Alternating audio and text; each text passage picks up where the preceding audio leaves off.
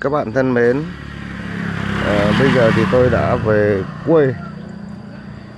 Đây là cánh đồng lúa trước cửa nhà,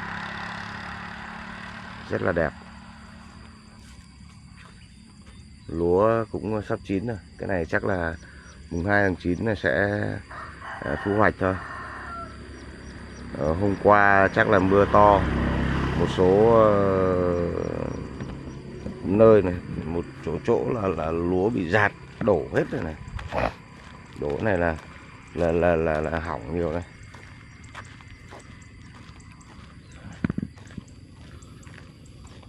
Bây giờ đi lại phía đi dạo một chút. Gà gáy. Chỗ này thì là nó có một cái nghĩa trang. Đây có mấy con dê. Mấy con dê đang ăn cỏ. Đấy, nuôi dê thả thế này, ăn thế này làm thịt mới ngon này. 2, 4, 5 con.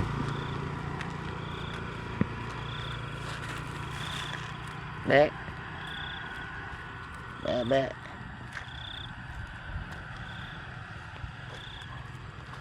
Con dê kia vừa mới đẻ nên nhiều sữa.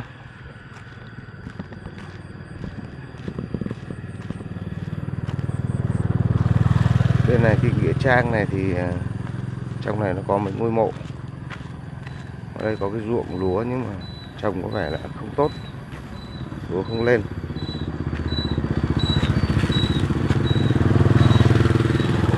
Chỗ này có cái bàng nhưng mà nó còn bé quá, cũng nhiều quả rồi đấy. Cái bàng này rất nhiều quả rồi.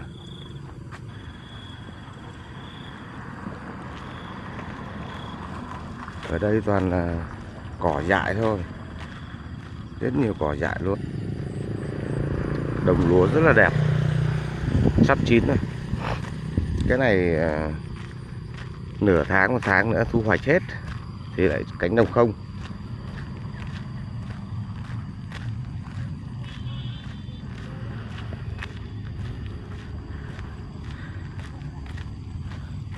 Đây chỉ có trồng lúa thôi, cả cánh đồng bạt ngàn luôn trồng lúa. Cái cây này nhé, cây này có một cái rất đặc biệt.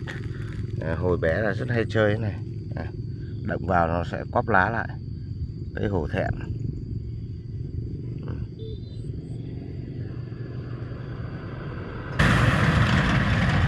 Xe chở xe của người ta chở gì nhỉ, lúa gạo đồ các thứ đấy. Công nhận lúa có lẽ là năm nay được mùa, rất là xanh tốt.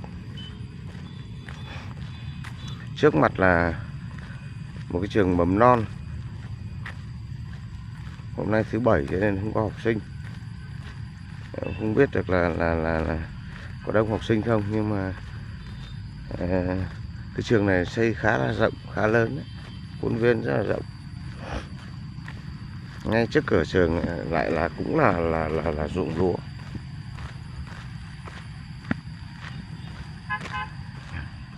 Cắm cờ chắc là chuẩn bị chào mừng mùng 2 tháng 9 đây.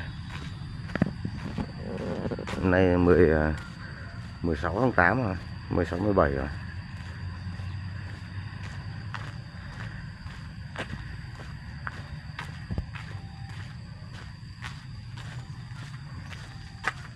Khuôn viên trường phía trong rất là rộng, có nhiều cái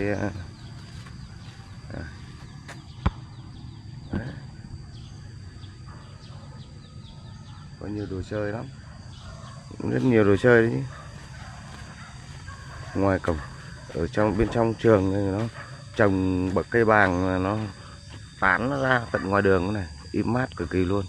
Cây bàng này thì im mát thật nhưng mà rất là nhiều sâu. Sâu vàng thì nó ngứa kinh khủng luôn. Đi thế này nó mà rơi vào người, còn sâu vàng mà rơi vào người thì ui giời ơi, về tắm không mấy ngày không khỏi. Ở đây có một dàn mướp này, có một quả mướp này. Đấy. Trong này thì cây gì nhỉ? Ồ, rất nhiều mùng tơi. Bên kia là đỗ. Rồi, vườn ngô, vườn đỗ.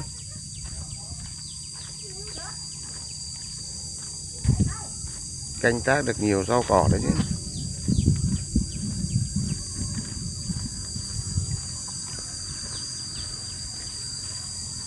Đấy. Ở quê rất là yên bình. Ve sầu kêu réo rắt. Đỗ này, đỗ rất nhiều nha, đỗ sai này. Đỗ trồng lẫn với ngô, bên trong là một dãy sắn. Ở đây có một cái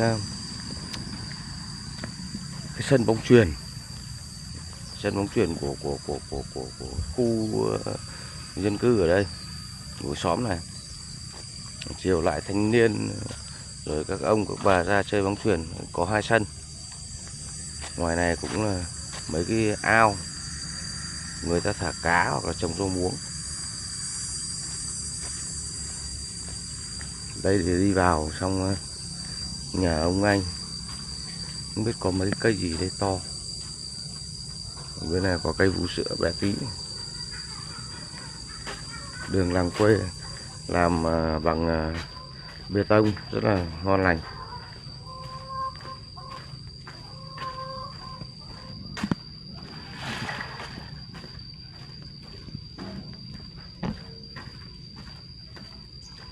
Đấy, xem chỗ này trồng có mấy con gà nhé, nuôi gà nhé.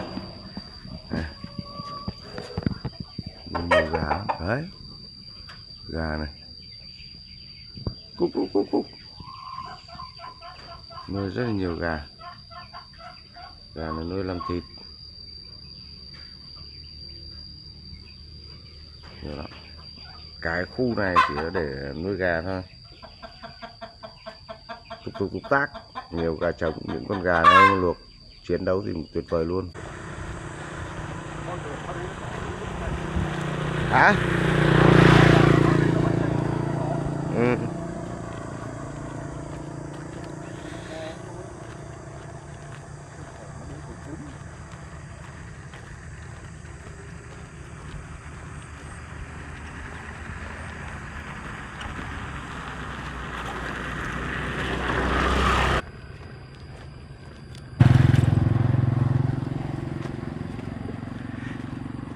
Kia cái gì nhỉ?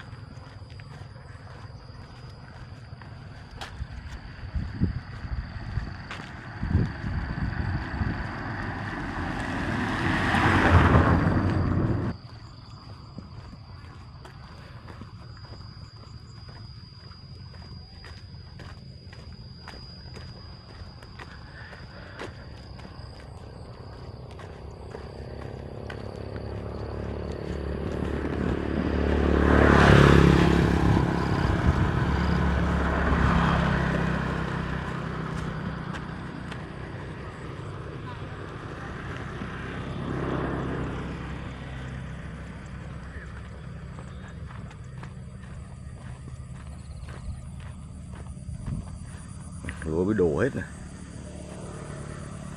Mưa to quá lúa đổ.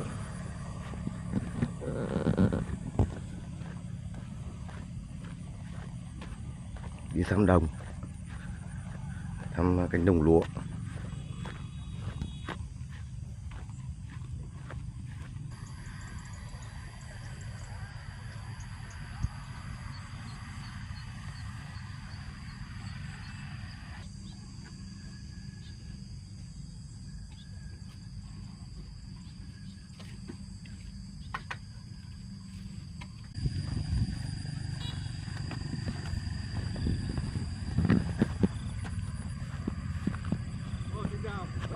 Dạt hết đây này.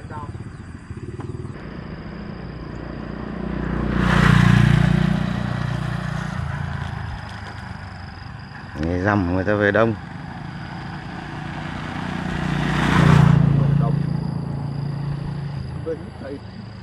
Đấy, đưa quấy ở quấy. Ừ.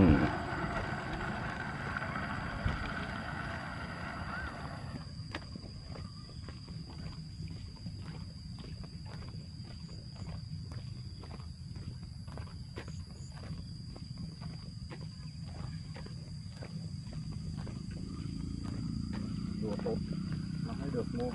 Ừ. Đẹp.